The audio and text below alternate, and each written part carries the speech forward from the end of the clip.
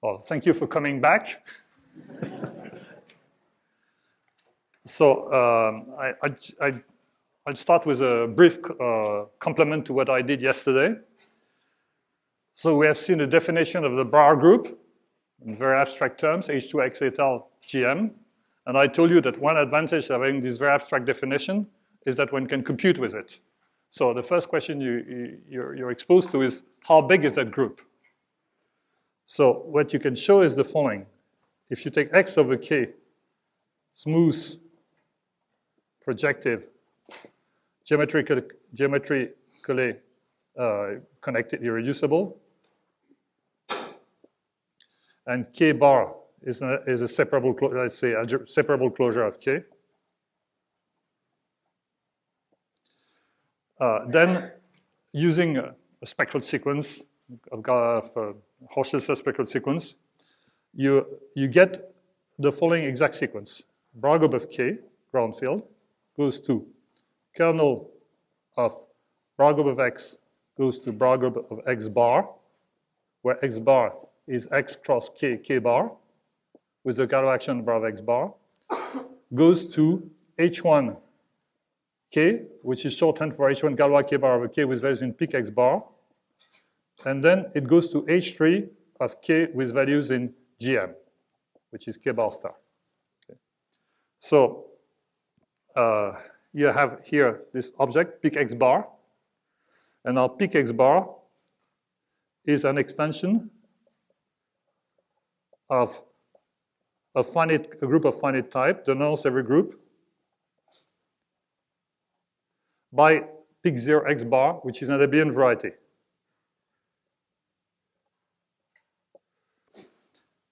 Now, in this lecture, and in fact in the lecture by Viera, in the lecture by Varela Alvarado, we'll be interested in varieties in which this thing is 0. Okay, so assume that geometrically there is no interest in any map from X bar to an abelian variety as image of point. So assume the Albanese variety, if you want, of X bar is 0. So we're going to assume this, okay? Then something which is in the, we would like this group here to be finite. So that takes care of one problem. There's another problem, which is the torsion here. So we also assume that there's no torsion in almost every group. And that is the case, for instance, if the variety is geometrically rational, which is the kind of varieties I'm going to look at. Okay. Then H1K peak X bar is finite.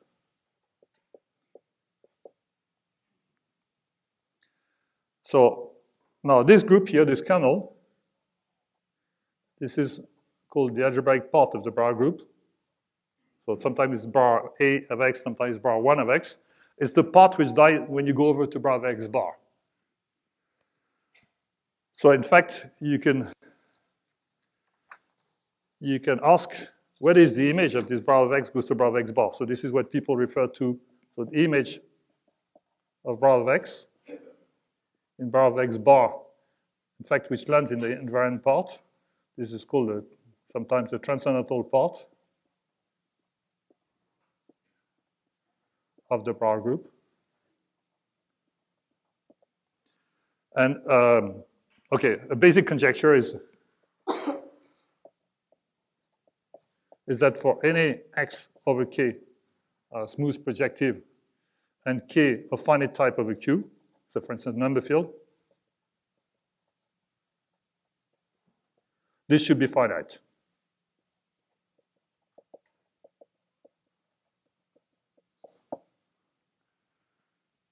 So this is linked to the Tate conjecture. So if you are a finite field, this is what we have to do with the Tate conjecture.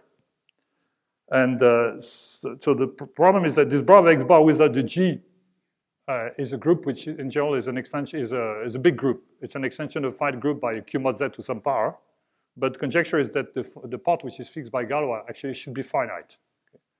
And in practice, when you look at concrete examples, and you'll probably see this in the lectures by Varela Alvarado, that it's really hard to, this is a very erratic. You have this big group, and somewhere in there, the conjecture there are finite element elements which are of interest, and to actually exhibit them is really difficult.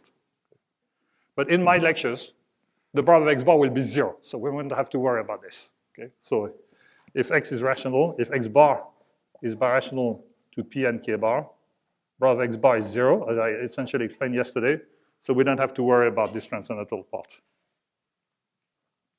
Okay, there's one last thing I wanted to say about this is that it's fine and dandy to compute this group, but then the real thing you want when you want to do computations with Bauer-Manin is to have explicit examples, explicit elements in the Bauer group of X. And it's a serious problem to lift, even if you can, it's known that if you take a Galois lattice, that is a Zn with an action of Galois, you can compute H1 Galois pick X bar. You can put it in some computer somewhere and they tell you what this group is. Problem is how to lift here. So you have a problem which is that these elements might give something non-zero here. But if you have a number field, there's a miracle which happens is that this group is 0. That's somehow the last theorem at the end of Castle-Fröhlich on class field theory. So in theory, over a number field, if you give an element in this group, you can lift it here. But doing it concretely is a very serious problem. So this is just a word of warning. Okay, so much for the complement of yesterday's lecture. Maybe I'll leave this one here. Okay, just stick to it.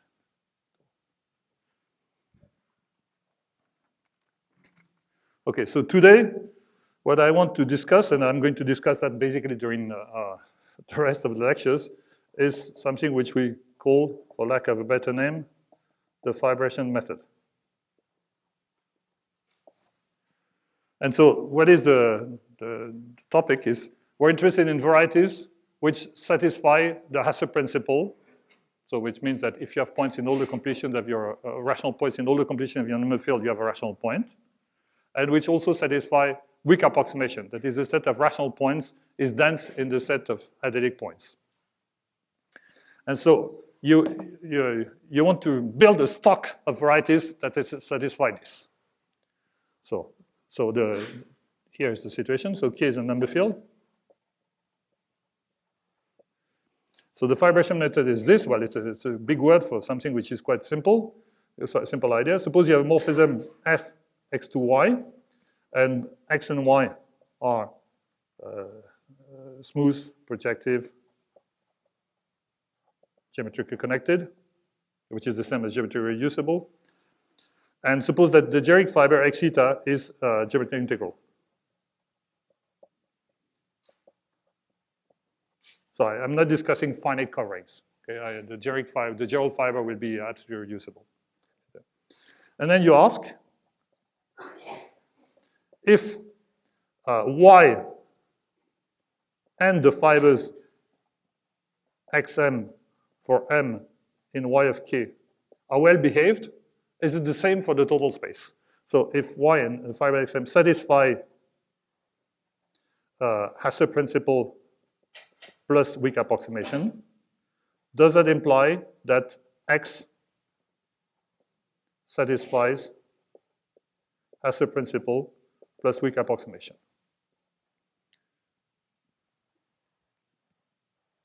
So we'll have to refine this question, but in most of the lecture, except a few cases, mostly in these lectures, we'll concentrate on the case y is P1K. So certainly, there are rational points, and then the weak approximation holds on P1K. But then the question is, if the fibers satisfy the principle and weak approximation, is it true that X also satisfy it? And so I'll start, what are the basic cases where we know the Hasse principle? Well, some have already been mentioned, namely conics.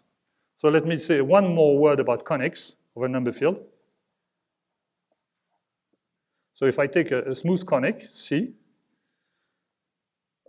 we know that product of C of kV, V in omega, the set of all places, not empty, implies C of k not empty.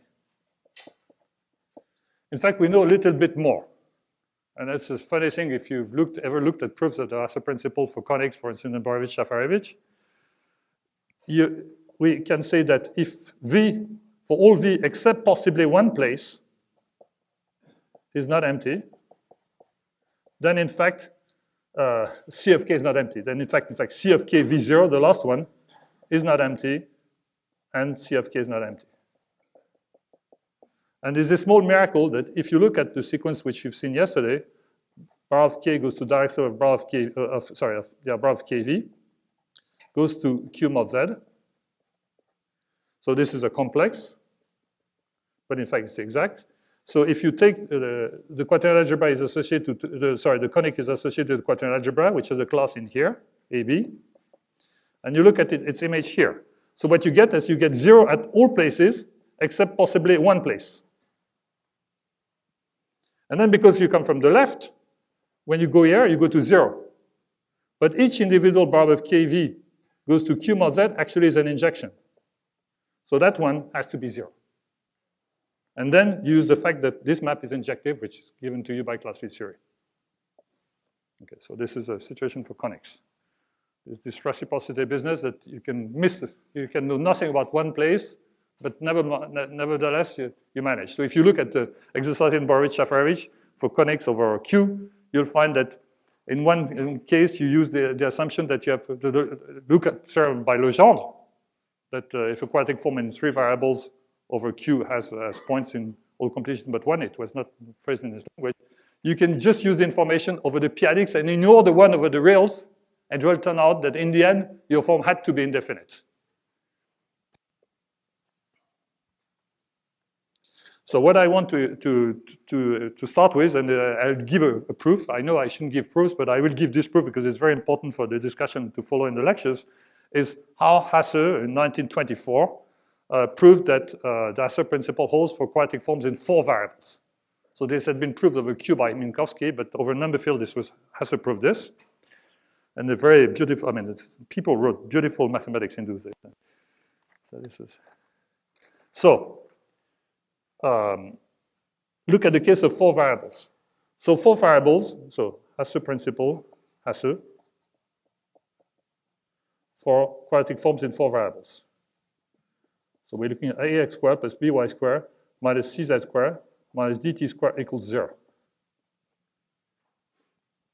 Okay, we're going to rewrite this equation. So, I'm sorry. du squared, gosh, sorry. I want to stick to my notation. Minus c u squared minus dv squared equals 0. So we assume that this equation, so a, b, c, d are non-zero in your number field, and you assume that you have solutions in all the completions of k. So you rewrite this equation as ax squared plus by squared equals t, a variable, equals cu squared plus dv squared. And you assume that, and actually you look at the open set which is different from 0. So there's a small reduction which you can trace in the literature saying that if we have a solution for this equation equals 0, then in fact we can find a solution where each of these is non-zero. I'll pass this over, but you can check it yourself. Okay? So we have this equation, we're assuming they have points in each completion. So now, when you want to prove the Hasse principle, it's always the case that you have to define a finite set of bad places for your number field. So you define S bad set, which is always finite. So each time I write S, it's a finite set. So you look at all the places so that V of A is non-zero, or V of B is non-zero, and so on. Okay. V of 2 is non-zero. V is Archimedean. So it's real, complex.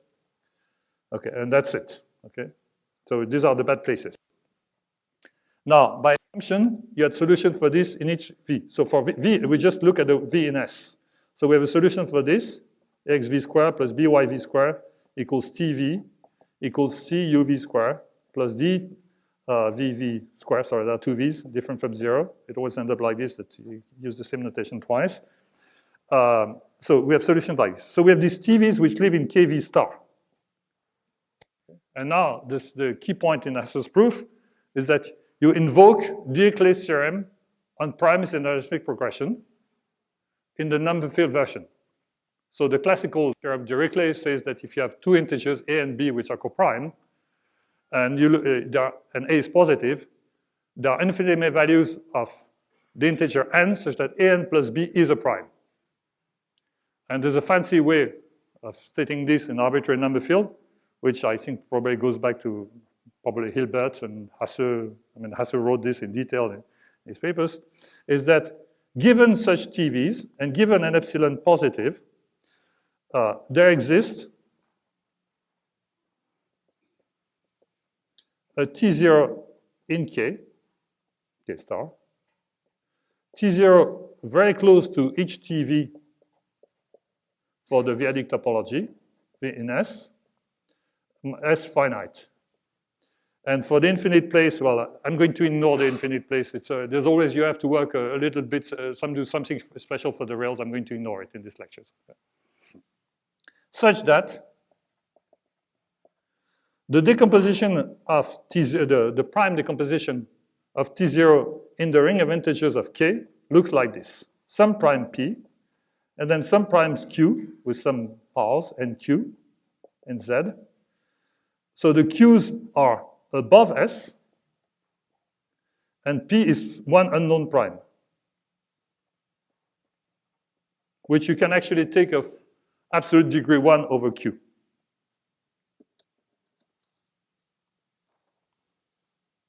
Okay. Then you look at your equation, AX squared. Well, you look at what happens above the point T equals T0.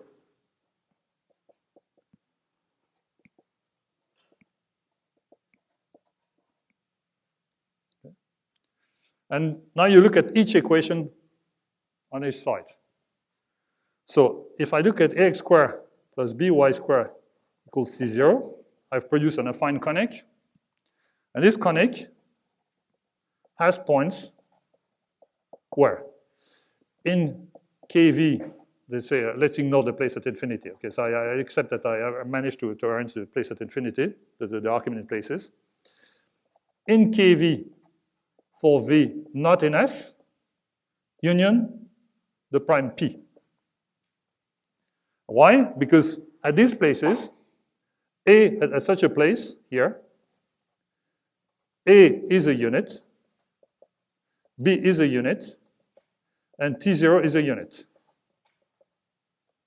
So that my conic has good reduction of a finite field, so it has a rational point of the finite field, and by Hensel's lemma, I can lift. Okay, so by Hensel. And use Hensel. Now, the conic also has points in KV for V in S, provided epsilon was small enough.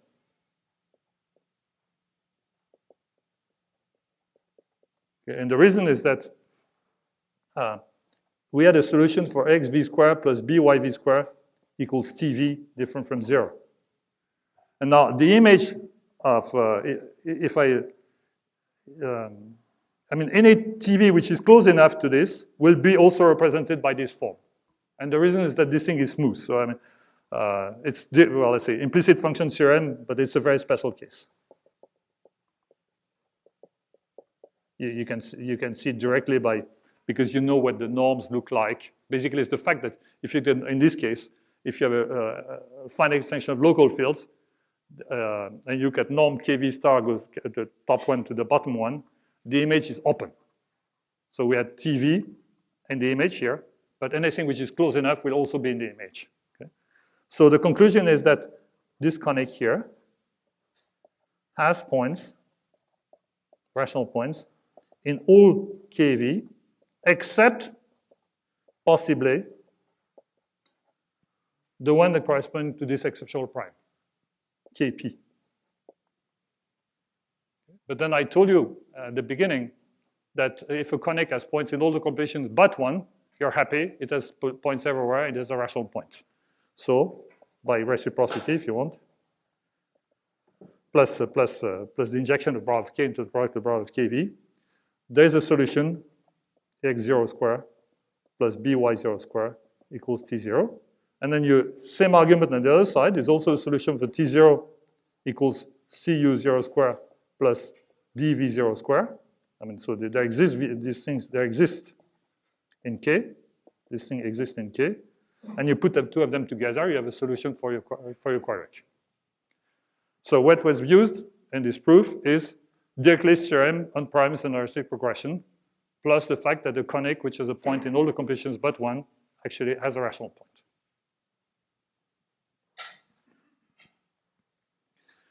So the case of 4 variables, when you prove the Hasse principle, is, well, the case of 3 variables, of course, is hard. I mean, in fact, the fact that the Hasse principle holds for quadratic form in 3 variables over Q is go back to Legendre, but the proof of our arbitrary number field is due to Hilbert in 1896, I think.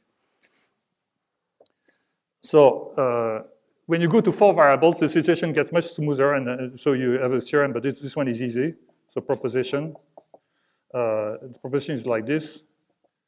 If I take an equation like this, and let me write it dt squared plus a constant, and you look at this different from 0, this satisfies Hasse principle plus weak approximation. And the proof, I don't want, I've given enough of a proof for the time being, but the proof is only uses the implicit function theorem over local fields and weak approximation on P1. So it's much easier than the proof for 4 variables.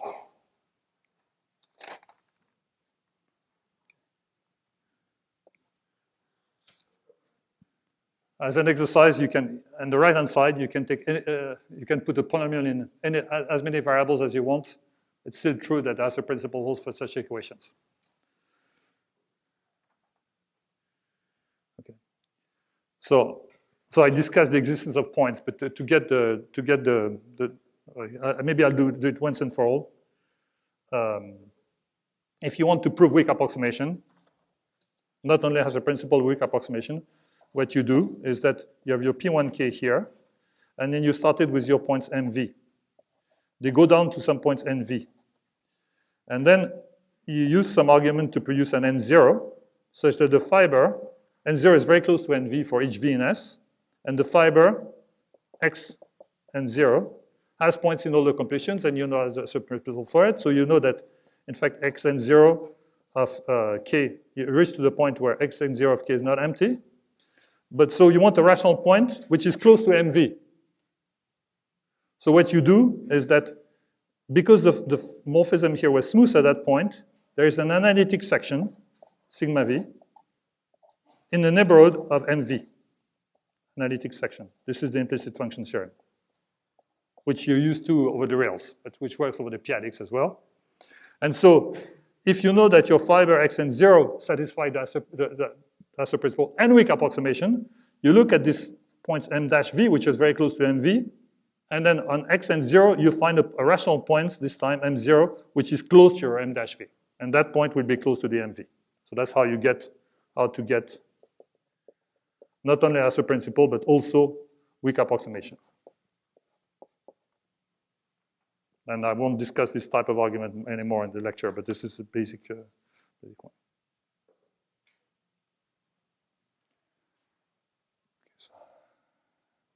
What time do I stop? 50? Sorry.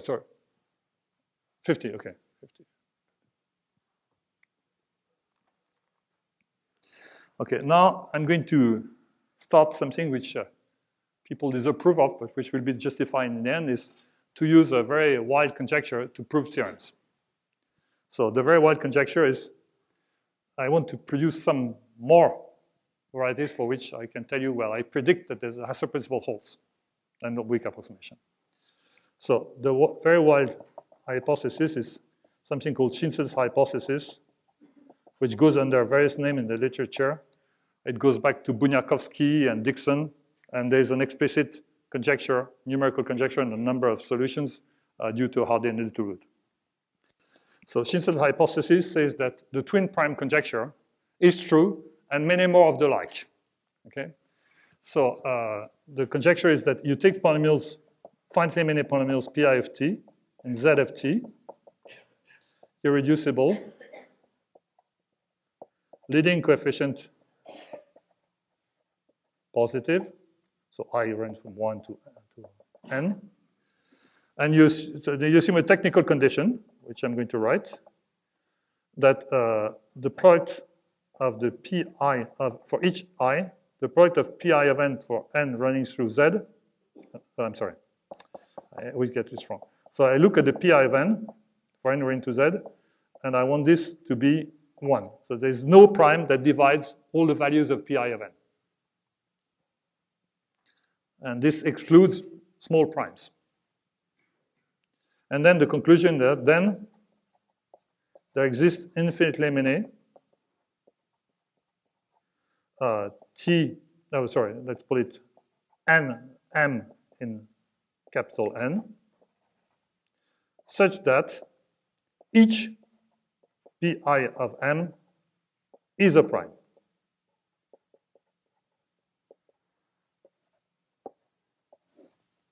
That's the conjecture. It's called H in the paper of Shinso-Lisebinsky. Okay, so examples.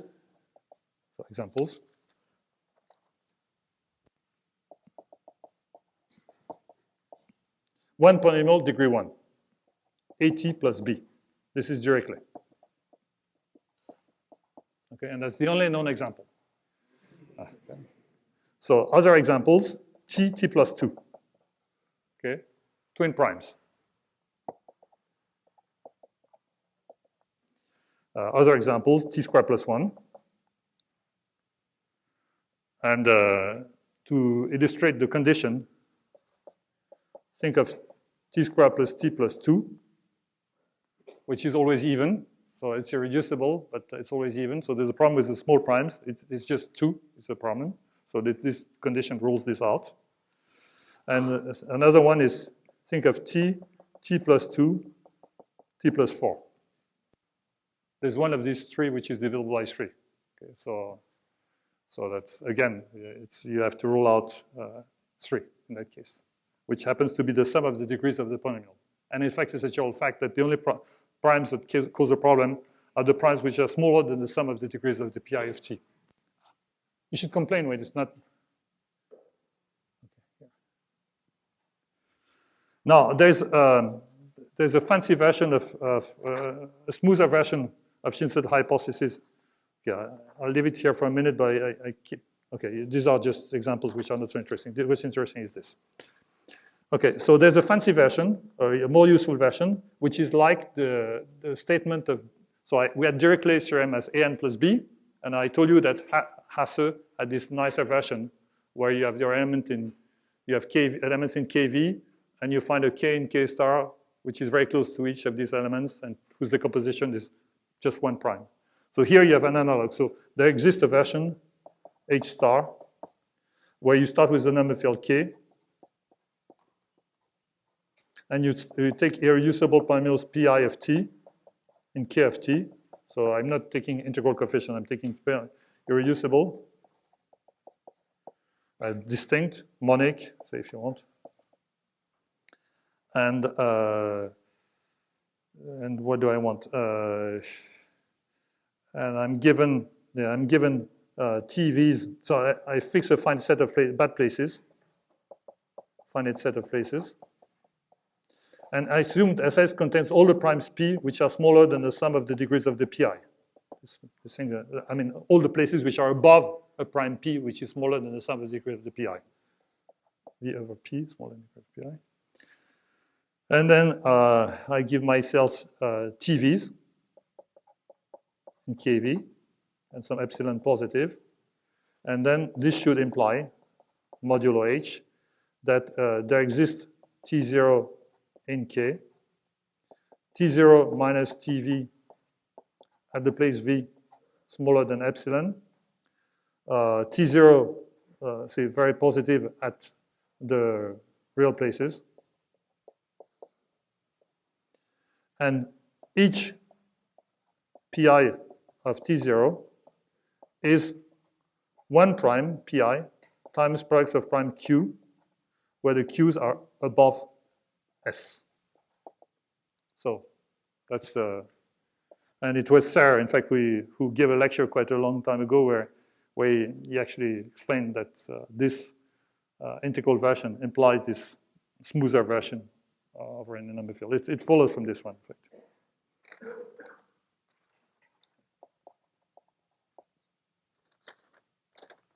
Must have been around 90 something. So it's written up in a paper of Swindler and myself. So I never wrote it up. Okay, so now comes the idea, is that, so now theorem, I should put a star here. So if Schindler's hypothesis is true, then equations y squared minus az squared equals p of t, where p is an irreducible polynomial and a is in k star, satisfy the Hasse principle and weak approximation. So this is something which Sansuk and I discovered, I think, back in 1979.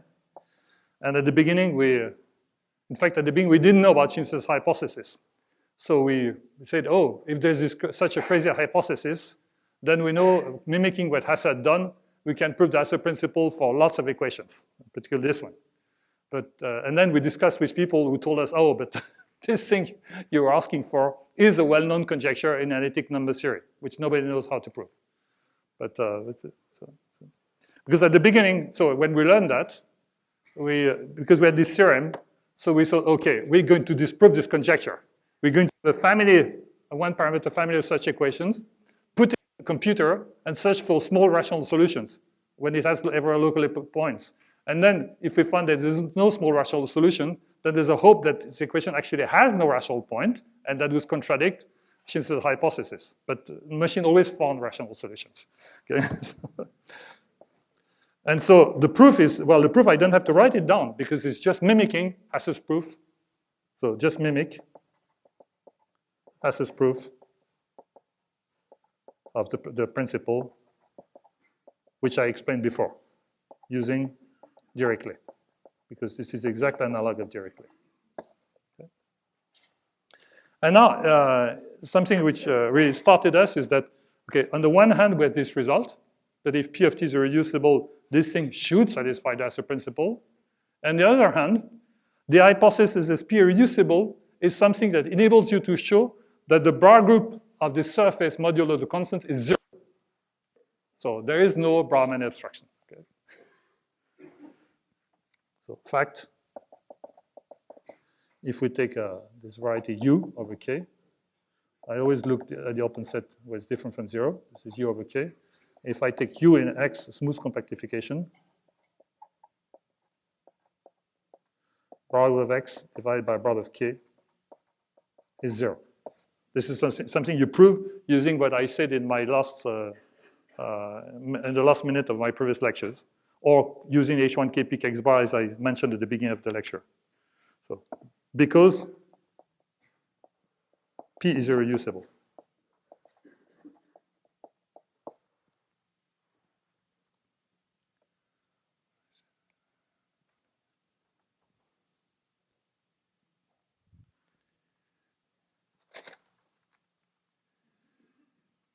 Right. So,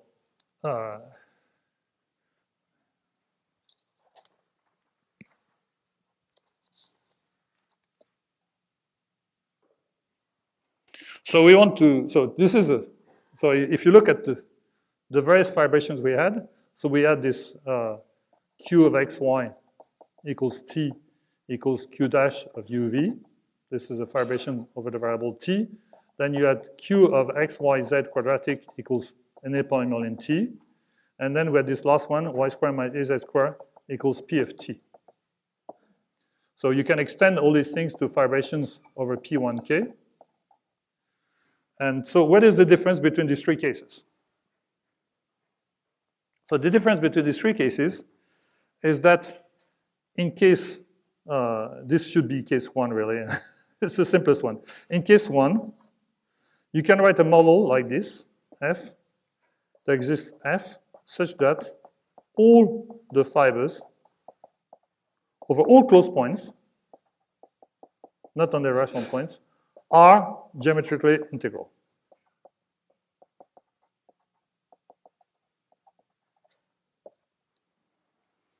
I mean, it's clear, because if I specialize to, if I put a P of T0, then I'll have possibly, you must think of something, it's a family of quadrics, okay? So if P of T is different from 0, the fiber will be a smooth quadric.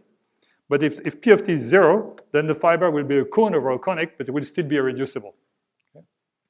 So the 1 is nice. 2, what happens is that if T is different from 0, the fiber is the product of 2 smooth conics. So we're happy, but we have problems at T equals 0 and T equals infinity. So bad fibers,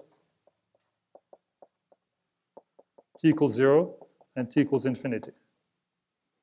And something more we can observe in this case is that the bad fiber will be given by Q of xy equals 0, Q dash of xy equals 0, of uv equals 0, sorry. And so this will be split after going to an abelian extension, which is the composite of the discriminant extension for Q and the discriminant extension for Q dash.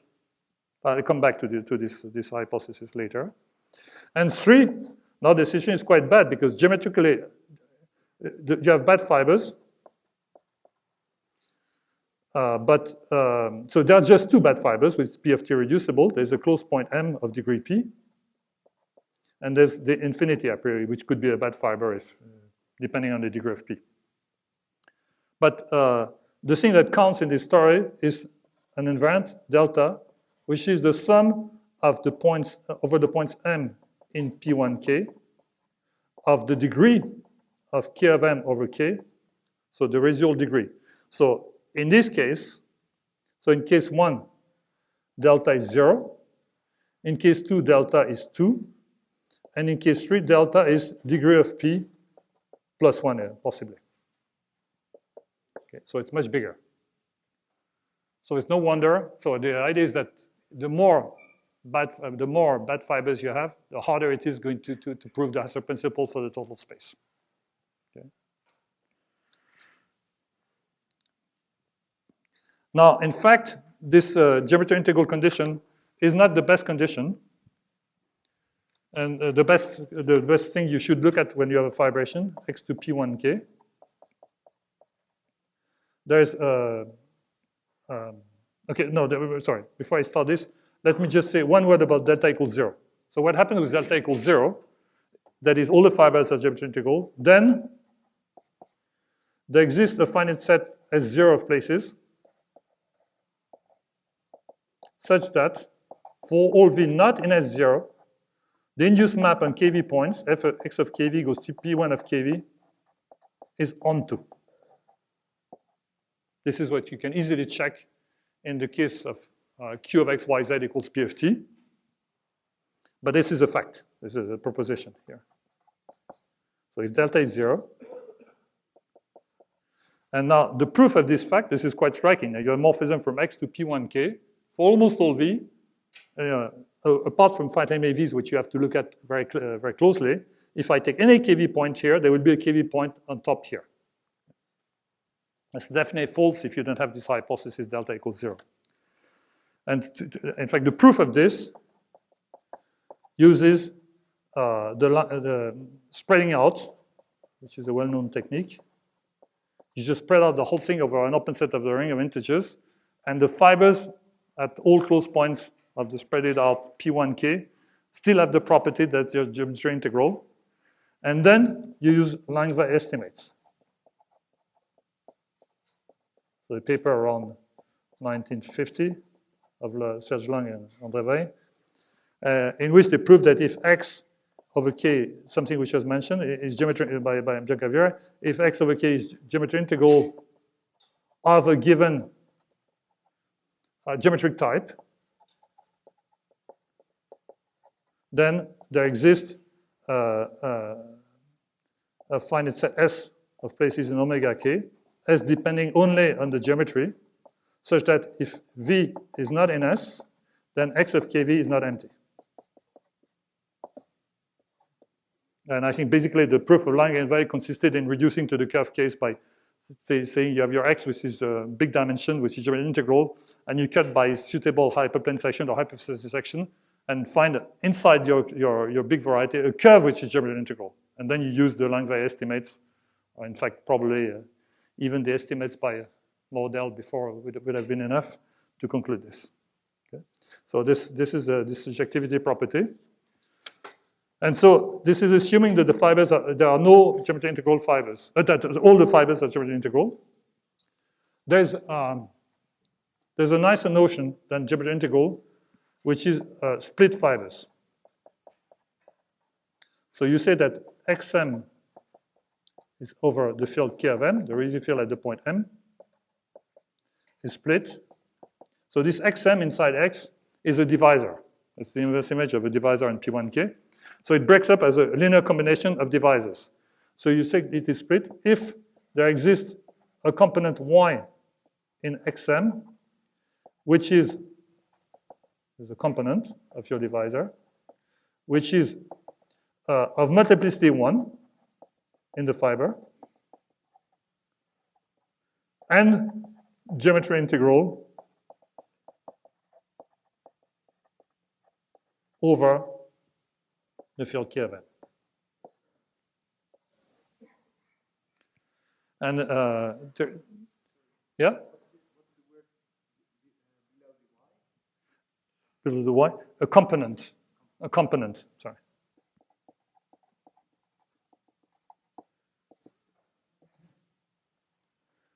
Yeah, I know that one solution would be to write capital letters, but I absolutely refuse to do that. So you can ask me. So it's a multiplicity 1 and geometric integral over K of M. Okay? And so this is a very nice notion which by and by came up, and I think it was Korbokatov who insisted on this in one of his papers. And so one illustration of how nice it is the following. We want to discuss this surjectivity here in a broader context when the basis is not P1, but an arbitrary variety. So some time ago, I made a conjecture which was turned into a theorem by Denef. Unfortunately, it's still not published, but there are notes which are available both by Denef and by a student of mine who has written details, Sarian. So the theorem is the following.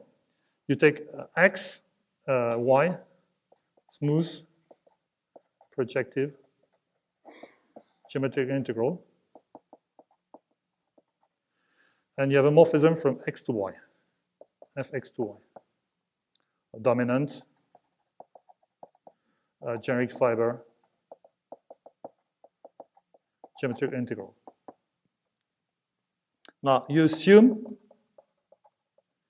that for each way over field K, over a number field K, over a number field K. You assume that for each discrete variation ring A in the field of fraction of Y containing little k and with field of fraction K of Y, so DVR variation in K of Y trivial in K, there exists a model XA over spec A where this is flat and proper, projective, of this x eta. So you have the generic fiber x eta over eta. So you have a discrete variation ring inside eta, so you can ask whether you can spread it out over this discrete variation ring such that the special fiber of this one, this FA, it's not F extended to it. It's a notation to mean that for this model, F is the morphism. So the special fiber X kappa A is split. And then the conclusion is that there exists a finite set of places inside omega k such that the induced map X of kV goes to Y of kV is onto for almost all, for V naught in S. Okay, so it's an analog of what I said in the previous slide, except that basis was P1, And to prove a theorem like this when the basis of high dimension is really not obvious. So the proof by Denef uses logarithmic geometry and whatnot. Okay? But the result is very clean-cut. And the result has, so I have 4 minutes here. The result has a striking application. The reason I conjectured this is that here is a corollary. Combining a result of Colliot on axis conjecture with a trick which I pointed out, but which is not very complicated. You deduce from Denef a new proof. Well, no proof is very new, but a new proof of the Axe-Quotient theorem.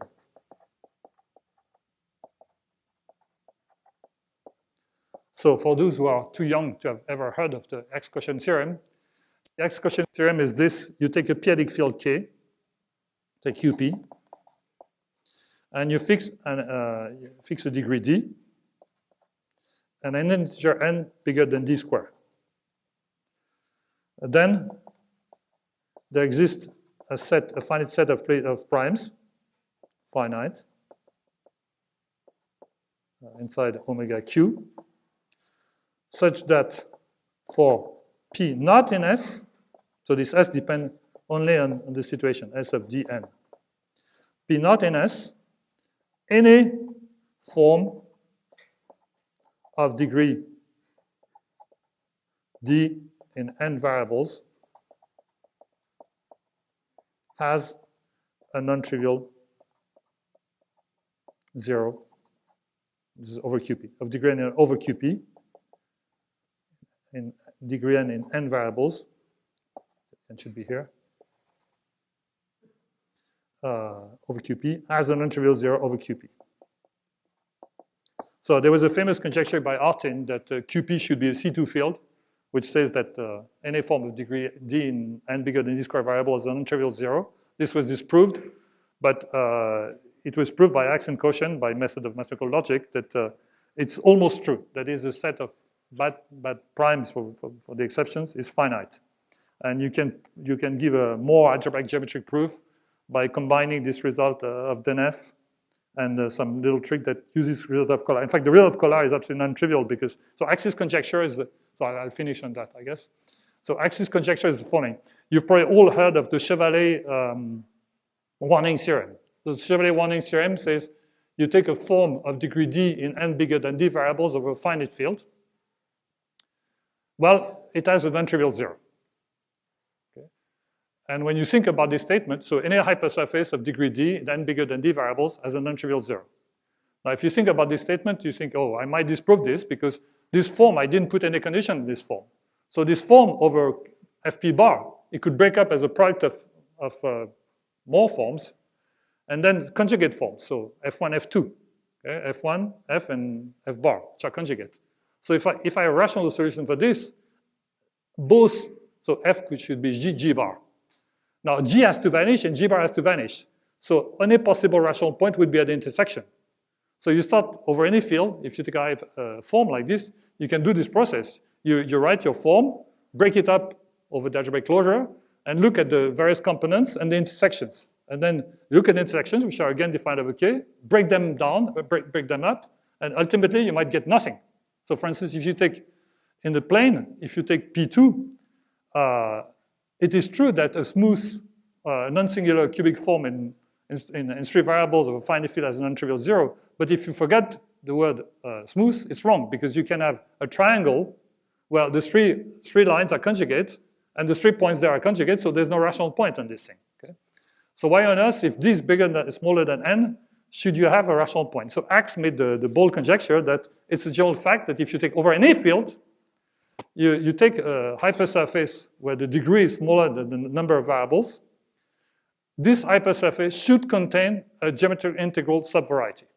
So this process of breaking up and then taking a section going on ends up at the point where you get something absolutely reducible, not empty. Okay? I never know whether an empty set is irreducible or not, or geometrically irreducible, but never mind. Okay, and so this is what Kolar proved in characteristic 0, using such things as the Kolar-Sokurov vanishing theorem in complex algebraic geometry. So, and let me stop here.